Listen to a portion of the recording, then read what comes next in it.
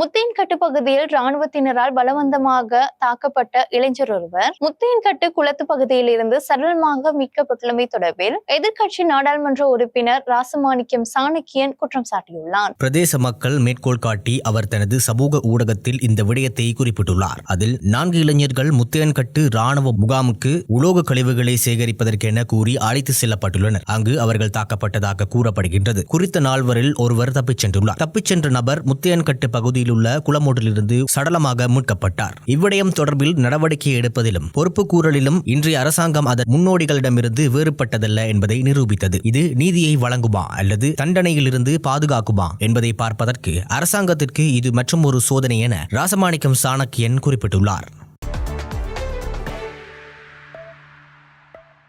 அமெரிக்க ஜனாதிபதி Donald Trump வருகின்ற 15ஆம் தேதி அலாஸ்காவில் ரஷ்ய ஜனாதிபதி விளாடிமிர் புட்டினை சந்திக்க உள்ளார். யுக்ரைனில் நிலவும் போரை முடிவுக்கு கொண்டுவர ரஷ்யாவும் யுக்ரைனும் நிலப்பகுதிகளை மாற்றிக்கொள்ள வேண்டி வரலாம் என்று ட்ரம்ப் கூறினார். எனக்கும் புட்டினுக்கும் இடையில் நடைபெறும் என்று அதிகமாக எதிர்பார்க்கப்பட்ட சந்திப்பு அலாஸ்காவில் ஆகஸ்ட் 15ஆம் தேதி இடம்பெறும் என்று ட்ரம்ப் தனது ட்ருத் பக்கத்தில் பதிவிட்டுள்ளார். ட்ரம்ப் புட்டினுக்கு இடையிலான சந்திப்பின் திகதி பற்றி ரஷ்யா உறுதி செய்யவில்லை. ரஷ்யாவுக்கும் யுக்ரைனுக்கும் இடையே இதற்கு முன் நடைபெற்ற 3 சுற்று பேச்சுவார்த்தை எந்த பலனும் தரவில்லை. எனவே எதிர்வரும் சந்திப்பு அமைதியை கொண்டு வருமா என்ற சந்தேகம் நிலவுகிறது. போரை நிறுத்தும்படி அமெரிக்கா, ஐரோப்பா, யுக்ரைன் ஆகியவை பலமுறை அழைப்பு விடுத்தும் புட்டின் அவற்றுக்கு செவிசாய்க்கவில்லை. யுக்ரைன் ஜனாதிபதி விளாடிமிர் ஜெலன்ஸ்கியுடன் இந்த கட்டத்தில் பேச்சுவார்த்தை நடத்தப் போவதில்லை என்றும் புட்டின் குறிப்பிட்டார். ஜூலை மாதம் இஸ்தான்புல்லில் நடைபெற்ற கலந்துரையாடலின் போது ரஷ்ய தரப்பு பேச்சாளர்கள் போர் நிறுத்தம் ஏற்பட வேண்டுமானால் ஏற்றுக்கொள்ள முடியாத அளவு நிலப்பகுதிகளை ஒப்படைக்க வேண்டும் என கூறினர். யுக்ரைன் தனது கட்டுப்பாட்டில் வைத்திருக்கும் சில நிலப்பகுதிகளில் இருந்து பின்வாங்க வேண்டும் என்றும் மேற்கத்திய ராணுவ உதவியை கைவிட வேண்டும் என்றும் ரஷ்ய பேச்சாளர்கள் தெரிவித்தனர்.